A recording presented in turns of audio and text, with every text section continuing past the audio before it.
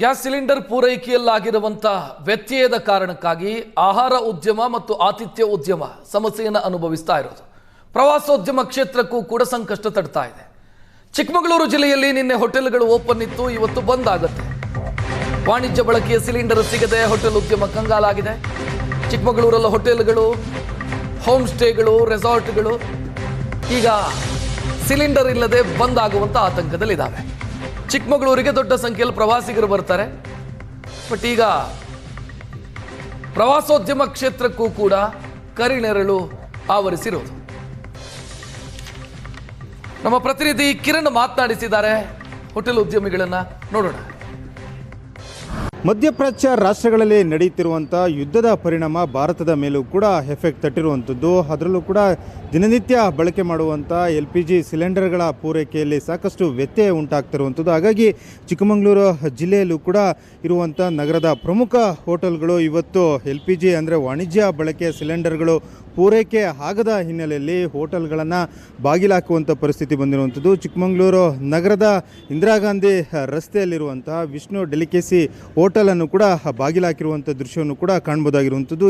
ನಗರಕ್ಕೆ ಅಕ್ಕಪಕ್ಕದ ಹಳ್ಳಿಗಳಿಂದಲೂ ಕೂಡ ಸಾಕಷ್ಟು ಸಂಖ್ಯೆಯಲ್ಲಿ ಜನರು ಬರ್ತಾರೆ.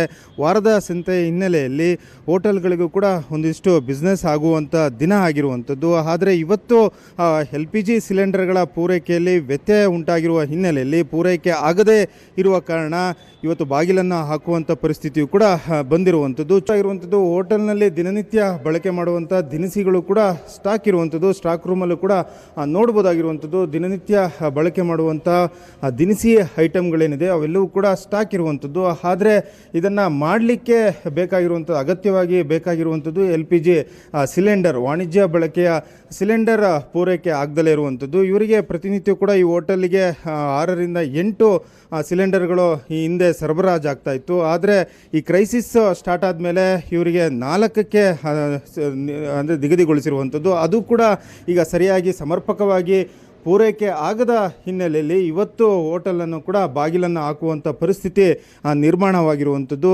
ಸಹಜವಾಗಿ ಒಂದಿಷ್ಟು ಅಂದರೆ ಹೋಟೆಲ್ಗಳ ಮಾಲೀಕರಿಗೆ ಇದು ತುಂಬಲಾರದ ನಷ್ಟ ಆಗಿರುವಂಥದ್ದು. ಬಗ್ಗೆ ಮಾತಾಡಲಿಕ್ಕೆ ನಮ್ಮ ಜೊತೆಗೆ ಹೋಟೆಲ್ನ ಮಾಲೀಕರಾಗಿರುವಂಥ ಸಂಜಯ್ ಅವರು ಕೂಡ ನಮ್ಮ ಜೊತೆಗಿರುವಂಥದ್ದು. ಅವ್ರನ್ನ ಮಾತಾಡಿಸ್ತೀನಿ.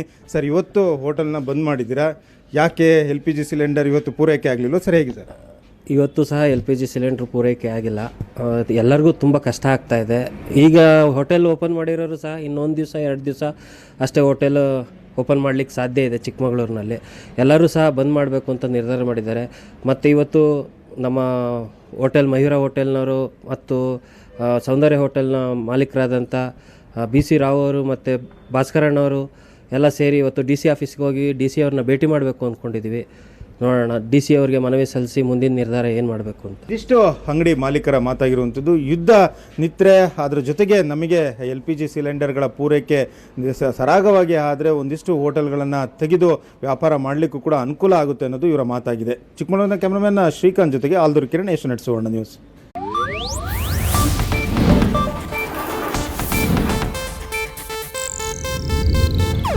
ಇದು ಏಷ್ಯಾನೆಟ್ ನ್ಯೂಸ್ ನೆಟ್ವರ್ಕ್ ಪ್ರಸ್ತುತಿ.